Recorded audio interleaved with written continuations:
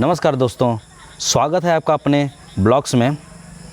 और आज की हम जो कहानी लेके आए हैं वो एक संत की है।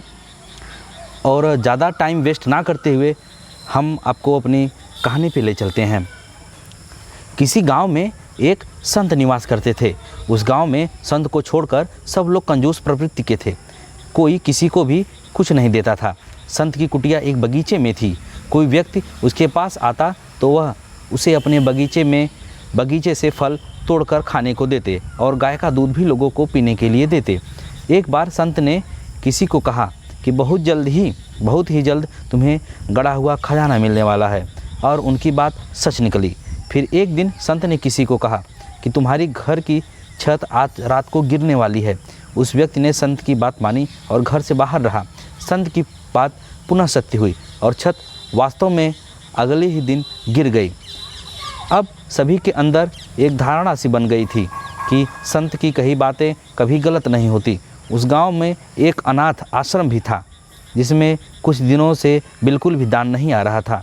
वहाँ के बच्चे भोजन और वस्त्र के लिए तरस रहे थे।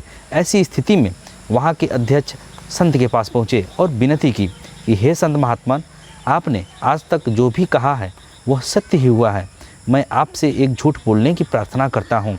बस आप इतना कह दें कि 3 दिन बाद प्रलय होने वाला है। संत बोले, ऐसा कैसे हो सकता है? झूठ तो झूठ ही रहेगा। इस पर व्यक्ति बोला, मैं जानता हूँ पूज्यवर, परंतु आपके एक झूठ से अनाथालय में के अनेक बच्चों की ज़िंदगी मिल सकती है। संत बोले, मेरे झूठ बोलने से बच्चों का क्या संबंध? परंतु तुम्हें लगता है कि मेरे झूठ बोलने से बच्चों को भोजन मिल सकता है तो मुझे सहर्ष स्वीकार है। दूसरे दिन संत ने किसी से कहा कि 3 दिनों में प्रलय होने वाली है। बात आग की तरह पूरे गांव में फैल गई। सभी जानते थे कि संत की बात हमेशा ही सत्य होती है। किसी ने कहा, प्रलय के समय जल और थल मिल जाते हैं। ऐसा जानकर सभी मंदिर के प्रांगण में एकत्रित होकर प्रार्थना करने लगे। एक दिन पहले ही अनाथाश्रम का अध्यक्ष मंदिर के पुजारी से मिलकर सारी बात बता चुका था। मंदिर के पुजारी ने घोषणा की कि सबको अगर समाप्त ही होना है तो क्यों न दान पुण्य करके मरे। यह सुनकर सभी लोग अपने घर की ओर दौड़े।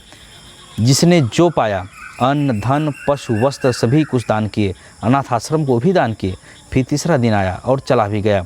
कोई प्रलय जैसी चीज़ नहीं घटा, परंतु दान पुण्य से ग्रामवासियों को अद्भुत आनंद मिला, तृप्ति मिली, जिसका स्वाद वे पूरे जीवन में नहीं चखे थे। उस दिन के बाद वहाँ के लोगों में परिवर्तन आ गया और लोगों ने अपनी कृपणता छोड़ दी। परहित चिंतन में छिपे स्वाद को वो चख चुके थे। तो दोस्तों, इस कहानी से आपको क्या शिक्षा मिलती है नीचे कमेंट बॉक्स में ज़रूर लिखिएगा। तब तक के लिए नमस्कार, जय हिंद।